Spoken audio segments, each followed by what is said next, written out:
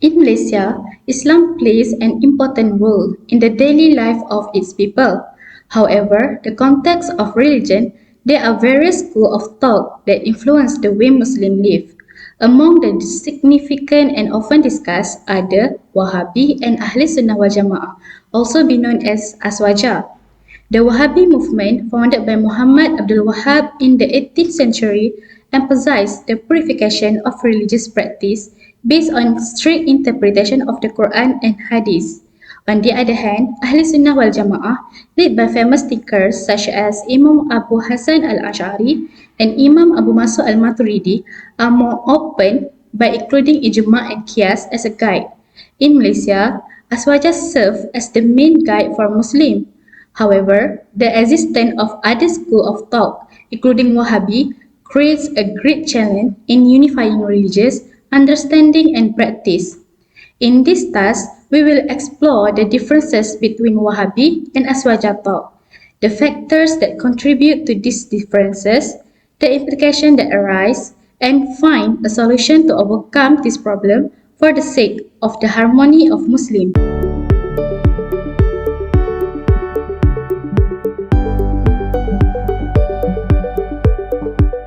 Islam is a religion that unites mankind under the banner of faith in God. However, history has recorded the existence of differences of opinion between these currents in Islam, including Wahhabi and Aswaja. The difference in approach between the Wahhabi and Aswaja school is often a source of debate among Muslims.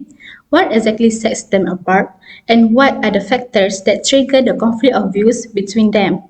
Let us dive into this discussion.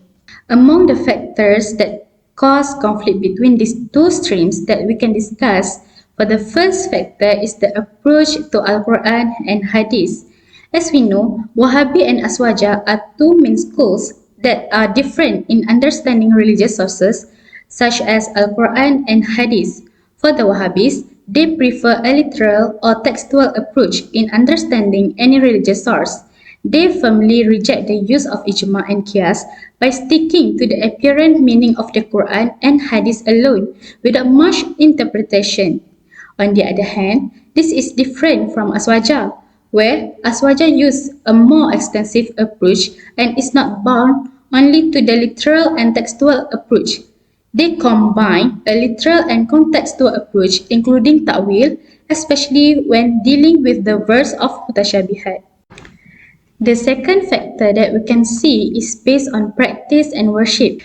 In the matter of worship, Wahhabis think that all practices that were not done by Prophet Muhammad SAW or his companions are heretical innovation that cannot be accepted.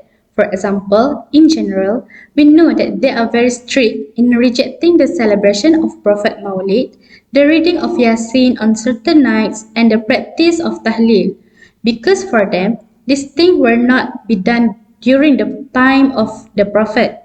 In this matter, Aswaja also takes a different approach from them. Aswaja did not continue to oppose this matter of heresy. Instead, they divide this matter of heresy into two types, namely, for the first is bid'ah hasanah or good bid'ah. For the second is bid'ah dalalah, also be known as misguided bid'ah. For the Aswaja, as long as something practiced do not conflict with Sharia, it can be accepted as part of Islamic tradition. The third factor is related to the issue of belief. This difference also reflected in the matter of belief. Wahhabi promotes the concept of three tawhid, namely rububiyah, uluhiyah, and asma' wa sifat.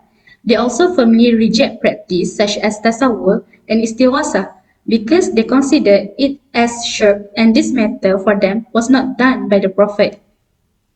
However, Aswaja consider tasawwur and istighasah to be valid practice as long as they do not exceed the limit or associate with Allah. Their concept of monotheism is accepted as a whole without being divided into categories. Now, I will explain about the conflict of thought between Wahhabi and Aswaja has a profound effect on Islamic society. Among some of the effects are divisions in the Islamic community, religious confusions, and changes in education.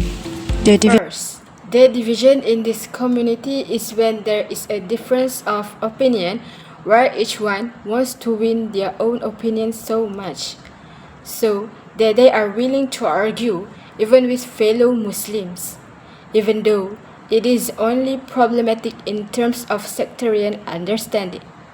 Next, when there is a split in the Islamic community, it will affect those who lack knowledge in terms of sectarian understanding. For example, our younger brothers and mu'allaf who have just embraced Islam, they will be confused. Is this tahlil forbidden to do because the Prophet did not do it? And is it necessary to do the wishful prayer because we can pray what we wish for? This will cause a big problem for that group. Finally, it is feared that there will be changes in education, which when a person makes a wrong step in understanding a sect to the point that he is a scholar in that sect and he spreads the wrong understanding, then the understanding of the next generation will be distorted.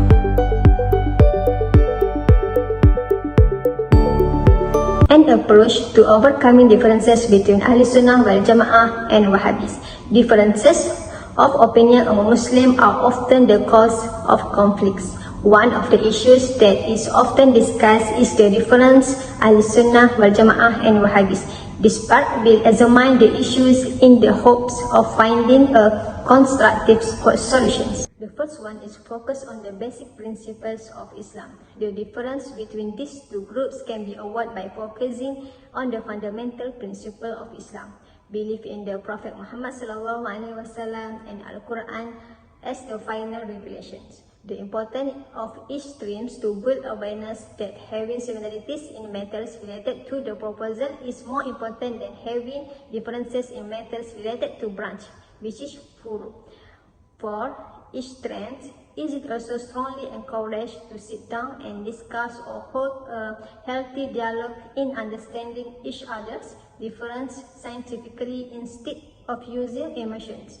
With this, Muslims can foster unity and avoid misunderstanding between them. The next one is avoiding extremisms and radicalizations.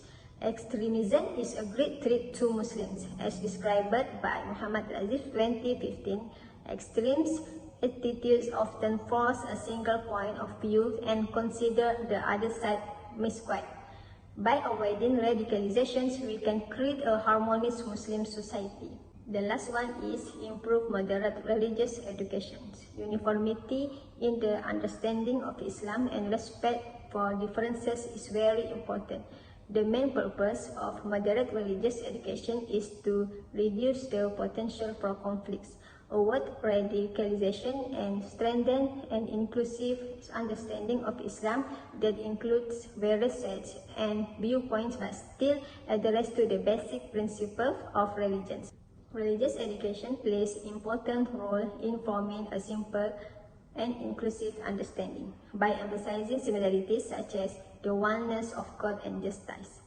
Religious education can help reduce conflict and strengthen unity among Muslims. Differences are a part of reality, but by appreciating similarities and practicing tolerance, Muslims can live in harmony. Hopefully, this effort will be the first step towards the unity of the Ummah. Datang Wahhabi hidup di belakang sana, kita tak syarah Maturidiyah dalam karakter antara kitab yang ada di luar negara, Nahdu, Aqidah Asy'ariyah dan Maturidiyah yang buat pembatalan.